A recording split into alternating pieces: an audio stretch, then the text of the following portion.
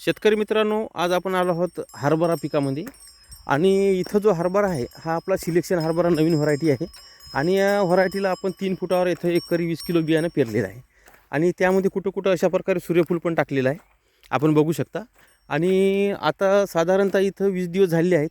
आता इथं विरळणी करायची होती आपल्याला, परंतु कुठं जर मर लागत असेल तर विरळणी थांबवली, मग शेंडाखुंडी करायची आहे. परंतु त्यापूर्वी आपण काय करायचं, याला मर वगैरे लागू नये आणि आतमधलं गवत जे आहे, तण वगैरे कुठं असते तर ते तण वगैरे निघावं म्हणून आपण काय केलं, तर इथं डवरणी चालू केली. तर डवरणीमुळे एवढा फरक पडला की बघा, अशा प्रकारे म्हणजे हे जमीन जी आहे ही काळी कुट्ट दिसते आणि ही पांढरी दिसते. आणि इथं पाणी दुसरं दिल्यामुळं काय झालं, आतमध्ये जो वायू तयार होत असतो त्या वायूमुळं मर लागण्याची शक्यता जास्त असते हरभऱ्याला.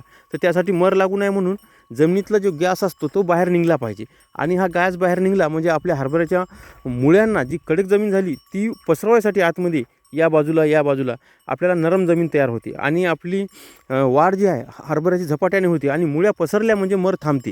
हे एक विशेष आहे. तर त्यासाठी डवरणी करणं सर्वात महत्त्वाचे आहे. आणि त्यामुळे तणमुक्त क्षेत्र राहते. बघा, अशा प्रकारे इथं तण निघत आहे. तर थोडं तण निघतेच, काही केलं तरी. काही शेतामध्ये जास्त निघते बघा, अशा प्रकारे. हे बघा, अशा प्रकारे हे तण निघत असते. तर हे तण मारण्यासाठी आपल्याला डवरणी महत्त्वाची आहे. तर आपल्याला इथं डवरणी चालू केली आहे. आणि ही डवरणी झाल्यामुळं आपल्याला लवकर साधारणतः 4 दिवसांनी 6 दिवसांनी पाणी द्यायची गरज नाही, कारण हे पूर्ण गवत वगैरे वाळू द्यायचं. आणि त्याच्यानंतर मग आपल्याला इथं पाणी देऊ शकतो आपण. परंतु तत्पूर्वी आपल्याला इथं शेंडाखुंडी जी आहे तर शेंडाखुंडी करणं आवश्यक असते. तर शेंडाखुंडी करताना आपण काय करायचं, तर सर्व जे फांद्या आहेत, एक मेन फांदी आणि 3 फांदे असले तर तिन्ही फांद्या, अशा प्रकारे शेंडाखुंडी करू शकता.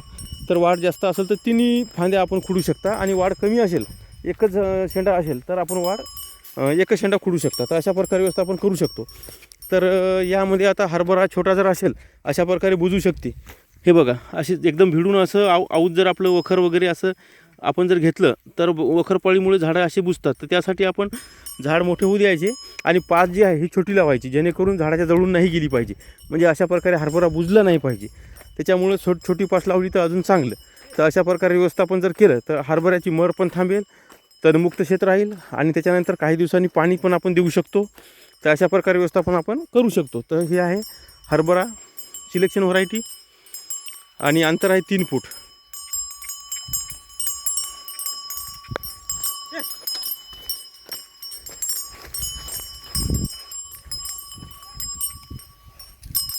आणि UV प्रक्रियेमुळं आपल्याला याला कुठल्याही प्रकारचं इतर अन्नद्रव्य खतं वगैरे द्यायची गरज नाही. फक्त एकदा आपण DAP घेतलेली आहे, त्याच्यामध्ये मिठाच्या पुढे आणि त्यासोबत वरटाको टाकलेला आहे, अशा प्रकारे केलेलं आहे. बाकी काही विशेष खर्च वेगळा लागत नाही.